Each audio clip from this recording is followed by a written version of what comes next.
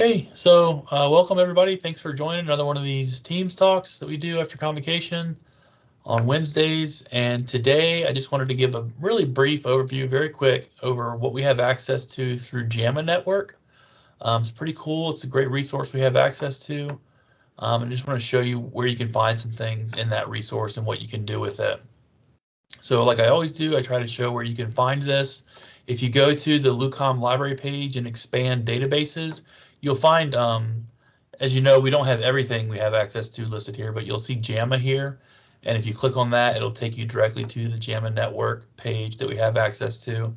It's also on the LibGuide. So if you're looking there, you'll find it under featured resources or on the A to Z database list. It's available there as well.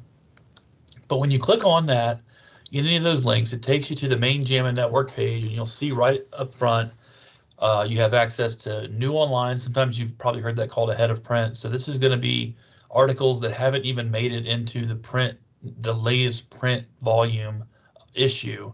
These are ahead of print, but you can see they've got today's date. So they're very, very current. You have access, full text access to the PDFs of these. And I'll mention too, if you want to get the latest articles, like a digest of the latest articles that are published ahead of print, you'll see this little box here that says email address, get the latest from JAMA. You can sign up for a digest. It's kind of like a listserv. You just get a digest of all the most up-to-date articles from JAMA emailed directly to your inbox. If you use an RSS feed reader, I used to use one years ago. I don't really use them anymore, but there's a ton of them out there available for free. You have this little symbol here for RSS syndication. You can actually subscribe to the latest content through your RSS feed reader using this. So you'll see this is a new online. It's got the last October and November issues here. It also has a tab for the current issue. And so if I click on that, you'll see that's got a date of yesterday. So that's the latest physical issue that's been published. But again, we have access to the PDFs, the full text of all these articles that are available. And I want to kind of point out some of the things that you'll get, the way they organize their articles, which I think is really cool. So like, for example, this is an article on an original investigation. I'm not even sure how to pronounce this chemotherapy for recurrent metastatic nasopharyngeal carcinoma. It's a mouthful. But the way it organizes the article is kind of along the MRAD of how you read the article. So it's got shortcuts to the introduction, the methods. If I just want to see the results, I can go straight to that, or the discussion. We kind of teach medical students how to read scientific articles. So it's kind of cool that it organizes it that way for you. I can go straight to the abstract. I can also download the PDF of this article if I'm using it for a research paper, or if I'm using it for research. It's kind of cool to me that it counts these metrics of how many times this article's been viewed or how many times it's been cited. So if that's important to you, it keeps track of that. I'm not sure what the alt metric is. I have to learn more about that, but it does give you some information on the metrics of that article, the impact of that article. When you're in the article, over here at the top right, you'll see it's got contents. But if I just want to find the figures and tables, it opens up this little side. Minimize that. Opens up this little side contextual box that's got all the figures and diagrams and tables and everything for the article. And I can view a large size of these tables. I can download them. If you want to put one of these in a PowerPoint slide or something, you can download these and put them into your lectures. Just a ton of content here available to you. It includes supplemental content, so they include their study protocol for how they designed this study, their statistical analysis plan, which may be useful, and some other supplemental information. It just organizes it in a really useful, easy to get to manner. And then, of course, it includes the references, their bibliography for this research project. And then on top of that, it's kind of cool that if you're using, say you find an article that you find of interest and you want to find related content, they actually give you options for where I can look for other targeted and immune cancer therapy, oncology, head and neck cancer, or I'm not even sure how to say this, otolaryngology, I'm not sure. So that's kind of Perfect. all that stuff's available for each one of the articles that you find in here. It's really, really useful resource. If you're using this resource for a paper that you're writing, so again, I showed up here, you can download the PDF. Like I've showed in other team sessions about how you can get citations if you're going to use an article for a project. You can click on this Cite This button and it opens up the citation where I can copy this and put it directly into my Word document if I want. And if it's going to be, or it's going to be formatted in the American Medical Association style. But if I want to use a citation manager like we do here at Liberty, we have access to RefWorks. You can actually download the citation and import it into your RefWorks project. And I've also done team sessions on Zotero, which is an free and open source software application for managing citations. So if you want to use Zotero, you download what they call the RIS file extension, and you can import those citations into your project in Zotero. So if you're using this for research, you can get those citations and include them in your bibliography for when you're writing your manuscripts. That's pretty much what I wanted to show. I mean, it's pretty basic, but I don't know if it gets used a lot. There's a ton of really great content in this resource. Something that I know has been frustrating for faculty in the past is when sometimes they might be looking through articles in PubMed and it'll link to, you know how if you use our PubMed link and you find an article that we have in our holdings, you'll find that button that says Get It at Liberty, and it'll take them to this JAMA network.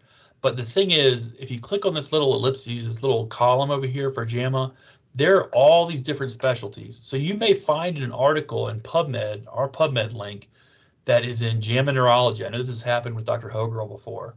Find an article that's in JAMA Neurology. We don't actually pay for, these are all separate subscriptions. So we subscribe to the main JAMA network, so we get access to the main JAMA journal electronically. We also get the physical journal here in the library, but we don't subscribe to all the different specialties. So even though you find an article on PubMed, on our PubMed link that says Get It at Liberty, if it's in like say JAMA Neurology, we're not going to have access to that like we do the main JAMA network. It's not a huge deal.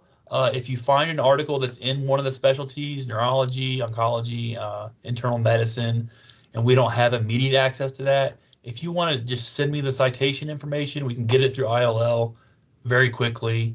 I can teach you how to do it yourself, or I'm happy to do it for you. But I know that's been a frustration for faculty because it looks like you'll see that Get It at Liberty button, whether it's on it's because it's checking it against the main JAMA network, and because we subscribe to it, it makes it look like we have access to the specialty journal, but we don't. But again, if you find an article that's in any one of these specialties and we don't have immediate access to it, just send me the citation information and I'll get it for you. It won't take any time at all. So that's all I really wanted to show today. This is a really cool resource. I don't know how much faculty or students use it, but it's pretty cool, especially for all the tools they give you for your citation management, for exporting citations into RefWorks. I mean, what's kind of neat to me, because I'm a history guy, my bachelor's was in history, you can find past issues here. So if I go to issues, you'll see it's, I'll get to past issues. It'll break it down by, I think it's by decades. So it goes all the way back to the 1880s. There's even a statement here, which I thought was interesting. JAMA Network statement on potentially offensive content, because the language that might have been used in the Journal of the American Medical Association back in 1883 might be offensive to people now. So they actually make a statement about that and how that's no longer the way the journal is. But it's just, to me, it's really cool that you can go back and find articles from this journal back from the 1880s. I don't know why That's anyone interesting. here would do that, but it's interesting to me as somebody interested in history. Hey, Rob. Yeah. Just you know that altmetric thing. Yeah. So what happens is a lot of times on a scholarly article, there are people talking about it online. And so this is like a tracking source that sort of captures and looks at the data, the activity, not the data, the activity, and then it helps you monitor that. And so you can see, oh, who's talking about my works, who's bringing this up in a scholarly thing. So it's not the same as the first metric. It's just more of an online buzz. Okay. And sometimes that can be important if you're trying to impress Yeah, it somebody looks like it's got here when I clicked on it that it's been mentioned by 13 users. Yeah, so that's what that is. I mean, I don't think it's particularly helpful, Okay. but it's there. Okay. Another question for you, although I know it doesn't relate to this. Do you know, do we have, I have to do a journal article in Vancouver. Do you know what that is? Is that another just?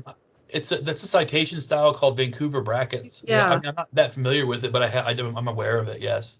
Can I just Google that and get the format? If you go, if you're using RefWorks. Okay. So I'm going to open up RefWorks. Okay. In my Word document. So if you've used RefWorks, you've seen this. Right. You can click on this. Where is it? Here, and choose citation style. See if it's on there. I'm worried that it's not going to be on there.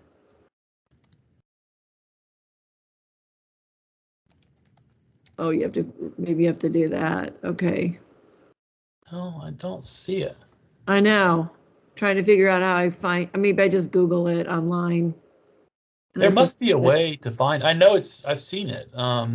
You have? I couldn't find it when I was looking for it, but I'm not that great at searching these things either. So maybe there's a way you can add it to your RefWorks profile. Okay. I'll try to find out and let you know. I don't. Oh, yeah, we don't have to Surprised it's spend not time there. now. I didn't know if I was searching it incorrectly or why I couldn't find it, but okay.